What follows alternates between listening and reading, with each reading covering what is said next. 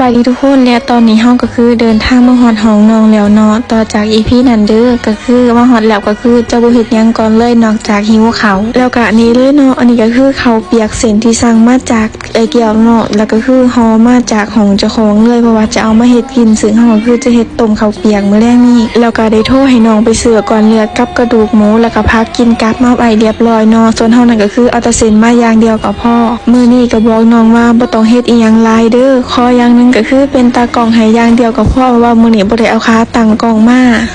ฮอดน้องก็คือต้มกระดูกหมูไว้ให้เรียบร้อยเนาะแล้วเฮาก็คือจะมาใส่ก่อนเลือดนี่ก็คือมีซ้ำนี่เลยเพราะว่าไปซื้อตลาดกับเมิดเพราะว่ากระเจ้าก็คือไก่จะปิดหานแล้วเนาะอีกอย่างน้องก็คือเลิกอยากคำแน่เนาะแล้วนี่ก็คือเครื่องของเฮาก็คือเตรียมพร้อมเรียบร้อยเมิดแล้วเหลือแต่ต้มกระดูกหมูให้เปื่อยแล้วจากนั้นก็สิมาชิมเบิ่งเนาะว่านวดแล้วหรือบ่แต่ถ้าว่านวดแล้วเฮาก็คือจะใส่สินลงไปเลยขี้คันลวกสินต่างหั่นนะพอใส่สินลงไปแล้วขึ้นจะรู้สึกว่าหมอน้องข่อยนี่ก็คือน้อยโพดอยู่ต้มสินป้าไว้เนาะแล้วเฮาก็คือจะมาเจียวกระเทียมเพราะว่ากระเทียมก็คือน้องบ่ได้ซื้อมาตอนนี้เพิ่นก็คือหิวข้าวแล้วเนาะเพราะว่ามันเดึกเติบแล้วก็เลยให้กินก่อนพอเจียวกระเทียมเรียบร้อยแล้วเนาะเส้นข้าวเปียกเฮาก็คือสุกพอดีเลยจากนั้นเฮาก็จะมาตักใส่ถ้วยเลยแล้วก็ใส่ผักหอมลงไปแล้วก็ใส่กระเทียมเจียวเฮาลงไปเลยแล้วก็ตามด้วยมะพริกขัวเนาะแล้วก็ชิมเบิ่งจากนั้นก็ใส่น้ำปลาจักหน่อยนึงเพราะว่ามันบ่ค่อยนัวเท่าใดแล้วก็บีบบักนาวลงไปเลยจากนั้นก็คนเล่ให้มันเข้ากันขั้นตอนต่อมาของเฮาก็คือเหลือแต่กินทำนั้นแล้วบอกเลยว่าตอนนี้ก็คือเป็นเวลา3 ทุ่มเกือบไป4 ทุ่มแล้วของข้างๆนี่คือพักกันนอนจนมื้อแต่ว่าซ่อง